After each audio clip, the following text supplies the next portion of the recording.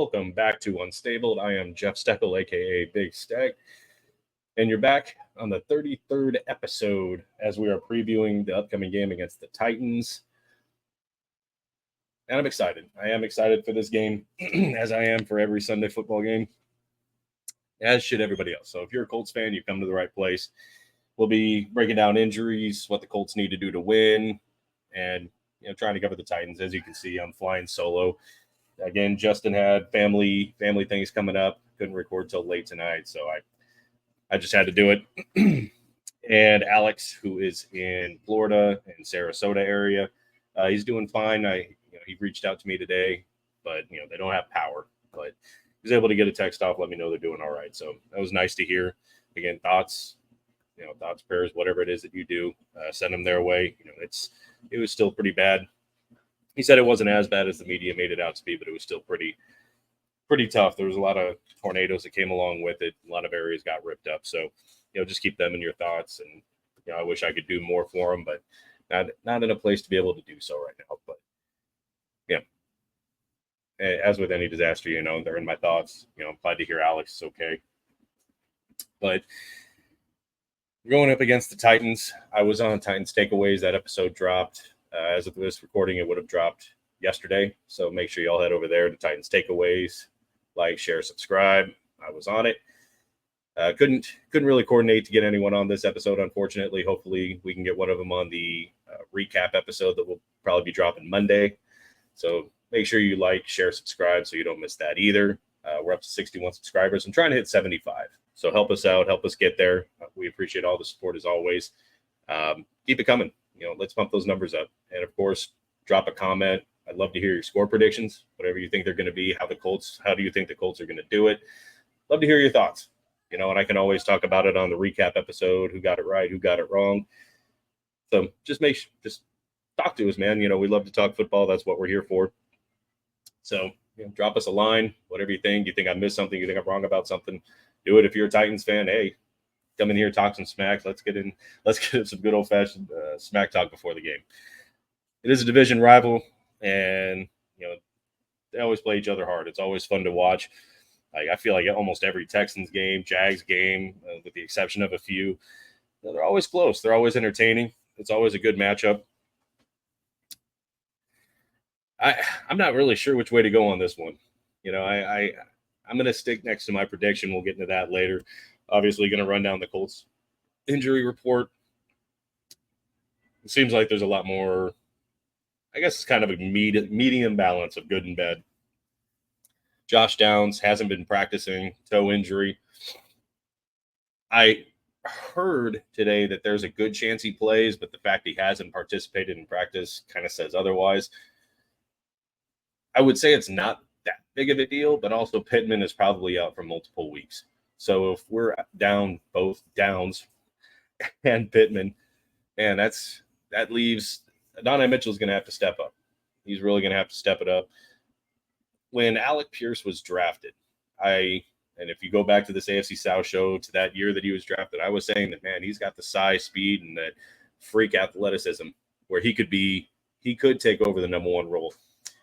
Kind of went through the quarterback carousel. Obviously, that didn't come to fruition. A lot of people were saying get rid of him. I wasn't one of those, but I was like, man, he's got like one more year to prove himself. If he can't get it done this year with, Anthony Richardson has a cannon for an arm. So does Flacco. Like, he's got a good arm. He's pushing 40, but he can air it out. If Alec Pierce and they can't utilize that play set, it's, if he couldn't get it done this year, then that was probably going to be it.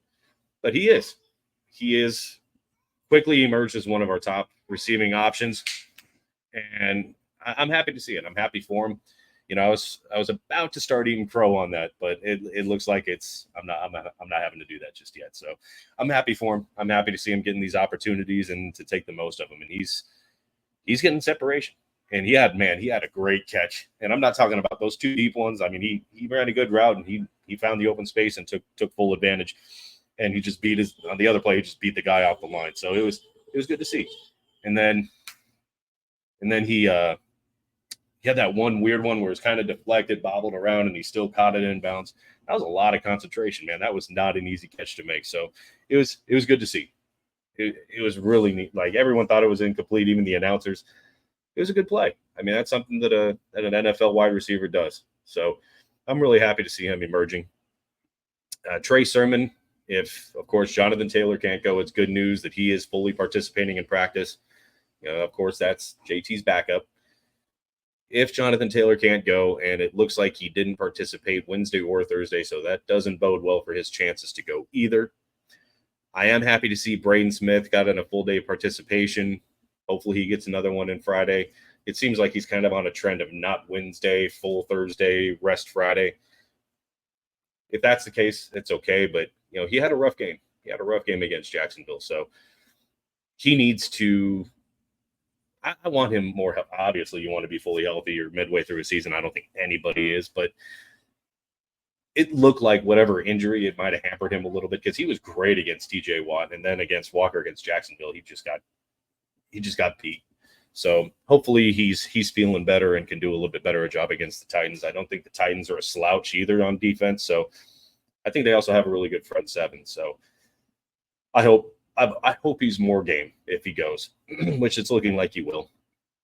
Kenny Moore was limited Wednesday and then didn't practice Thursday. So it looks like there might have been a little bit of aggression with his rehab, hip and shoulder. It's been tough not having him there, man. I'm not saying Kenny Moore would have been the difference in Jacksonville. It certainly would have helped. But, we'll see. We'll see with him. Kwity Paye, good news. He finally got back. He was limited, albeit, but he did get in Wednesday, Thursday. So it's looking better that Kwity Paye will go. If not, it'll probably be Latu and Dayo Odeyingbo. Hope I'm not saying his name wrong. If he's one of our 61 subscribers, I'm sorry if I am. But if Kwity Paye can't go, it would likely be those two. But it's looking more and more like Kwity Paye is working his way back, hopefully at least to a limited time in the game. I feel bad for him, man. It's, every year I feel he finds his way onto the injury report and misses a couple games. He can never just seem to get his footing under him. Like, it seems like when he finally starts to build up some momentum, injury bug hits him again, and it sucks. I feel like he could have much better numbers if he wasn't, obviously injured. So I think there's a lot of talent there. It's just we haven't seen it yet. But I think it's coming into his fifth year. I think they picked up his fifth-year option. So I'm hoping to see more from him. I'm hoping that when he comes back, he can be a lot more effective. And we'll talk about Gus Bradley when that comes up. Anthony Richardson was limited Wednesday and full Thursday. So it's looking like he is on track to play against the Titans. And I know a lot of fans are going to be like, man, we just need to keep rolling with Flacco. And I'm going to kind of this might be a little bit of a preview for the season, but just based on what the defense has put on the field and the lack of creativity and adjustments and everything else that Bradley can't seem to do, they don't seem ready to compete defensively as a serious contender. Like, do you really think against some of these top dog teams, any given Sunday, but if they put on the field what they put on the field with Jacksonville, with, the Texans week 1, with the Packers week 2, if they put that team on the field, I can't honestly say that they are legitimate contenders. Granted, they only lost those 2 games by 8 points. They've only lost their 3 games by a combined 11. But damn, dude, you let 37 points to Jacksonville, who was struggling so bad generally. Defensively, offensively, they struggled bad. And they let Trevor Lawrence easily have the best game of the season so far, and one of his best games in the last 10. I think he was 0-9 or 0-10 coming into that game over the course of his last, so many starts. Granted, he had an injury at the back end of last year, but still, I mean, you made him look phenomenal. Again, I talked about it in the last episode, 1 pressure out of 34 dropbacks is historically bad. And I'm not just saying that no, it was bad. and I put most of that on Gus Bradley. And a lot of fans are. So that's what they need to do with the Titans. They need to get pressure, man. And I was harping on it all off season. Pressure, pressure, pressure, pressure. He didn't. It's on Chris Ballard too. I'm not giving him a pass. Did nothing to address the secondary. And if that's the case, I want pressure on almost every play. I don't care if you bring 7, 8 people on an all-out blitz. You get beat, you get beat. You're getting beat anyway. Like, bring it, especially if I don't know if it's Mason Rudolph, Will Levis, Mayo Boy. I don't give a shit. I really don't. I don't care who it is. I don't bring pressure. Don't let him get comfortable. And bringing that kind of guys, yeah, I mean, it might hurt you in the run game. It could really hurt you in the pass game. I don't care. I mean, you almost let Trevor throw for 400 yards. Guys running wide open all game. It didn't matter that you dropped 7 back into coverage. It didn't matter. Bring the heat. Make them pay for it. Make them pay for throwing the football. Make them pay for stepping up. Bring it.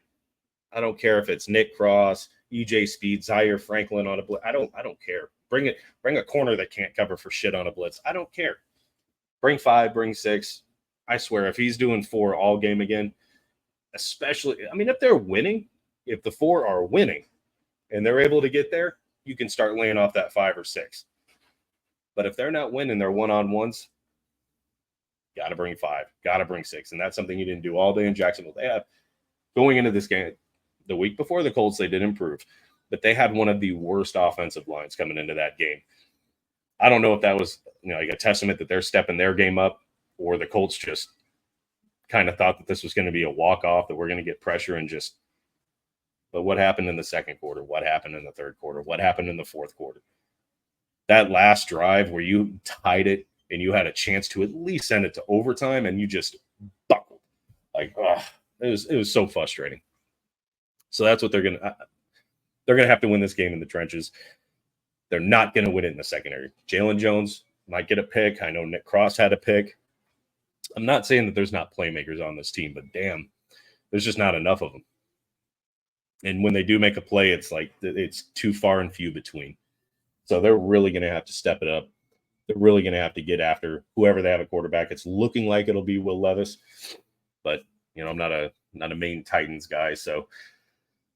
But it is looking like it'll be Will Levis, and I don't think it matters. I don't think the strategy should be any different for Gus Bradley, and I hope Shane Steichen is chewing his ass out. Like, stop this, stop this 4, stop this weak coverage, stop it.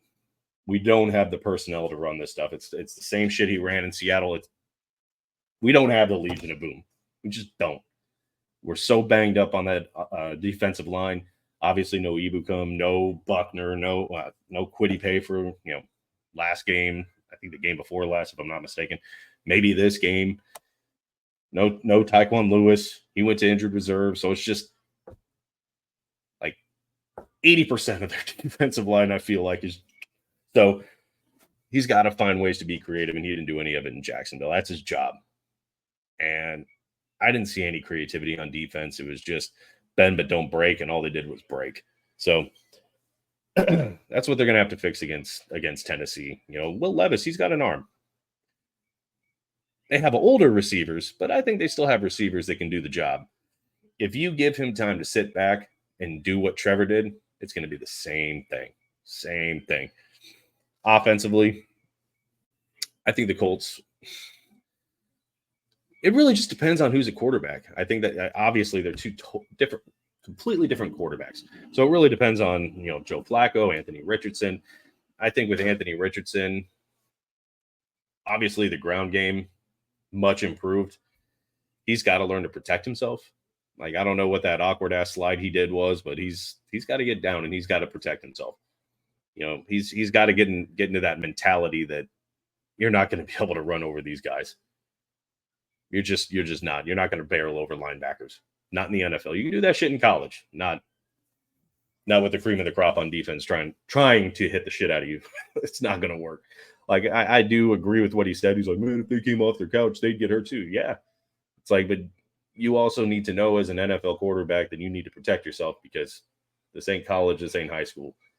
You're not a 230, 40, 50-pound dude, going after high school linebackers and safeties and I mean, these are fast 300-pound defensive linemen that are trying to crush you. Like he's got to learn to get down. He's got to learn how to protect himself. But it does open up that ground game. No JT. Obviously, it hurts. But I think having Anthony Richardson would greatly benefit at least Trey Sermon if he's starting. You got to put a guy on Anthony Richardson. I said it going into the season. Anthony Richardson, you have to keep a guy on him. That threat to pull it down with his athleticism. It just needs more creative play calling from Steichen. Stuff that keeps him out of harm's way. For the love of all that's holy, don't send him between the tackles. Just kind of pay attention to what Lamar Jackson does and how the Ravens run him. I think the plays that he's gotten hurt on, Lamar I'm talking about, has been in the pocket. When he's running, he's a smart runner. He's a very smart runner. And I think Anthony Richardson can learn a lot from that. I don't have a problem with him running. I have a problem with him running not safely. But I think that would help Trey Sermon. I mean, as soon as Flacco came in, the game before last, that ground game just died. And it didn't look good against the Jags either. Trey Sermon ran for 38 yards on 10 carries. They got the 3 to 4 yards per carry I wanted, because if you're getting 4 yards per carry, that's a first down every 3 runs. So I'm okay with that average from a guy that's more of a, I'm not saying he's Marshawn Lynch, but he's that style runner. He's just a heavy guy between the tackles. He'll pick you up a few yards. I was okay with 3.8 yards per carry. They didn't run it enough. And I'm not understanding really why. It was a 13-10 ball game at halftime. Joe Flacco had a phenomenal game. There's not a whole lot in the Titans secondary that scares me. If it's Joe Flacco or Anthony Richardson, we both know they can hurl it downfield. I just think they need to do it more often against the Titans. They didn't really seem to do it until they were down 14 against Jacksonville before they finally started stretching the field. I think going up to that point, Joe Flacco didn't throw a ball more than 20 yards. So that's something that's going to have to change. They're going to have to stretch the field from the beginning. If they want to run the ball and they want Trey Sermon to be successful, they're going to have to put some air under it. So get Alec Pierce involved more. This is Alec Pierce's time to shine.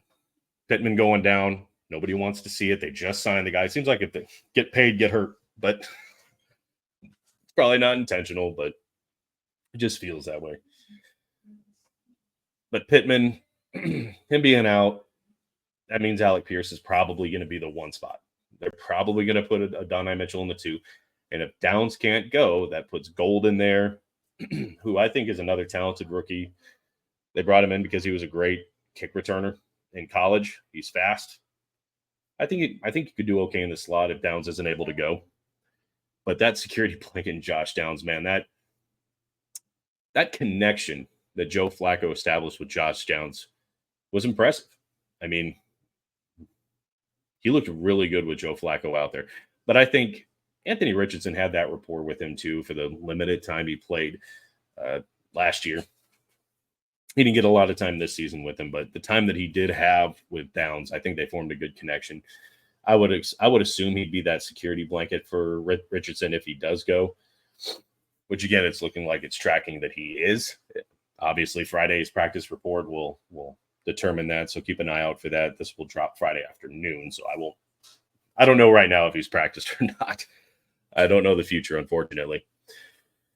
But I don't think it really matters. They need to put air under the ball. They need to stretch the field. They need to make those defenders back up a little bit. But they really need to control the time of possession. And I've harped on that all year. Those first couple of games, they only held the ball 20 minutes. So they are dead last in a few categories. I went over it in the recap episode of Unstable. They need to maintain possession. They really, really do. I don't care if it's Jonathan Taylor, Trey Sermon. Again, if you're as good of a play caller as we thought you were, Shane Steichen, coming into this, you need to learn how to make it work. He made it work with Gardner Minshew. That offense looked really good with Flacco. Hell, Anthony Richardson was off to his best start before he hurt his hip in that game. So it looked like, and it looks like he's making it work, but I would like to see more rushing. I would like to have seen Trey Sermon get at least, if he's the starting back, at least 15 carries. this team and it still doesn't seem like they have an identity. It seems like they started to find it against Jacksonville. They put up a ton of points, and they did it, deep passes. They hit Mo Alley Cox in the end zone. It was a beautiful pass by Flacco. Almost hit Mo Alley Cox again, just inches away from his fingertips. So it seems like they're starting to find that identity, but they need to open up that pass with a good ground game. And I think this offensive line can give you that. Quentin Nelson, I think Ryman's been doing a great job at left tackle. Oh, and Kelly's, I forgot about Ryan Kelly. He has practiced fully the last couple of days. So that, Bordolini's did a phenomenal job in his stead. But it's nice to see Ryan Kelly practice fully, hopefully get back out there Sunday. But yeah, with the line that they've got, unfortunately, Will Fries, he went on the injured reserve. I didn't see the injury. They didn't replay it. Apparently it was nasty. Probably don't want to see it. I don't want to see it. I hope he has a fast recovery. I think he had surgery in Jacksonville, which I'm assuming was a successful one. And of course, Braden Smith, again, kind of up and down, really good against TJ Watt. But this line really helps with that ground game. You can get really creative, especially if Anthony Richardson's out there. So he did open up the playbook. He did do some creative things against Jacksonville. Donnie Mitchell threw a 24-yard pass. And it was a cool looking play. That's the kind of stuff that I like to see, especially when you've got so much speed and so much talent on this team. It seemed like they had a very vanilla offense. So I'd love to see just more of that against Tennessee.